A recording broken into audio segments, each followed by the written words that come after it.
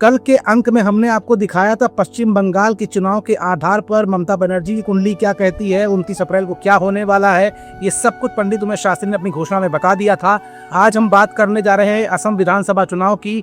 असम विधानसभा चुनाव में बीजेपी के सीएम हेमंत बिश्व शर्मा हमेशा एक तरीके से देखा जाए तो हाईलाइटेड रहते हैं, और उसके बाद अब उनकी कुंडली क्या कहती है, क्या कहता है असम का चुनाव, बात करेंगे पंडित उमेश शास्त्री से।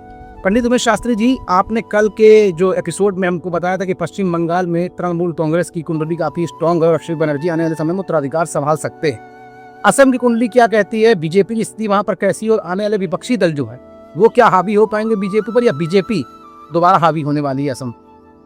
देखिए मनीष जी, कुंडली के आधार पर देखा जाए तो असम की मुख्यमंत्री का जो कुंडली है उसके साथ साथ जो है जो आसाम की अपनी खुद की कुंडली है, जब आसाम राज्य स्टेट बना तो उसके आधार पे ये देख के कहा जा सकता है कि ग्रहों का जो उस दिन समय है जिसमें वहाँ चुनाव होगा तो उसमें बीजेपी का पलड़ा बहुत भारी दिख रहा है।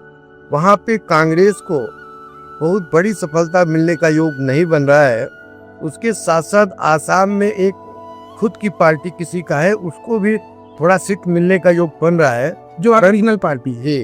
परंतु मनीष जी, मैं आपको बताना चाहता हूं कि आसाम में बीजेपी का दबदबा बरकरार रहेगा और हेमंत बिश्व शर्मा जो है पुनः वहां सीएम बन सकते हैं। क्या गुरुजी, जो बीजेपी कुंडली है वो ये भी कह रही है कि हेमंत बिश्व शर्मा की जगह किसी दूसरे को भी स्थान दिया जा सकता है? जैसे महाराष्ट्र में आपने देखा कि एकनाथ शिंदे के बाद फडणवीस को दोबारा पावर मिली थी, तो क्या यहाँ पर भी कुछ ऐसे आसार लग रहे आने वाले? देखिए, एकनाथ शिंदे महाराष्ट्र का अलग सिचुएशन था।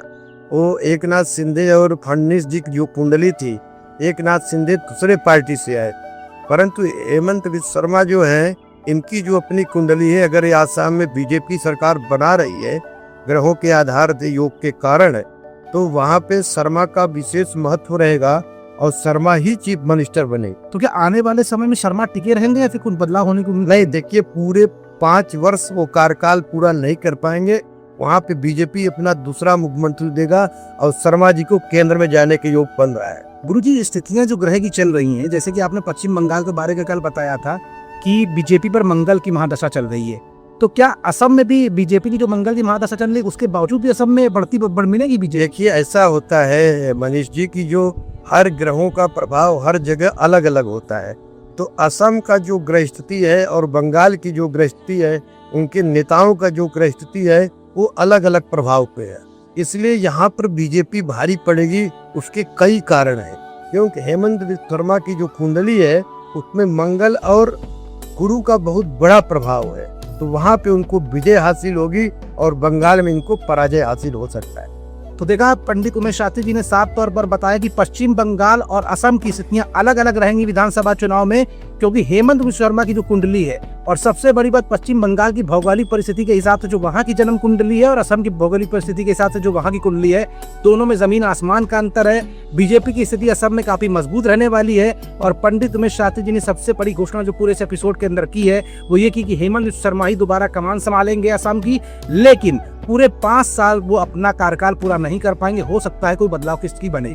अब आने वाले समय में क्या कहती है असल की स्थितियां, हम आगे अपडेट देते रहेंगे। तब तक के लिए बने रहिए सदा गति काल दर्पण के स्ट्रो के इस खास एपिसोड में।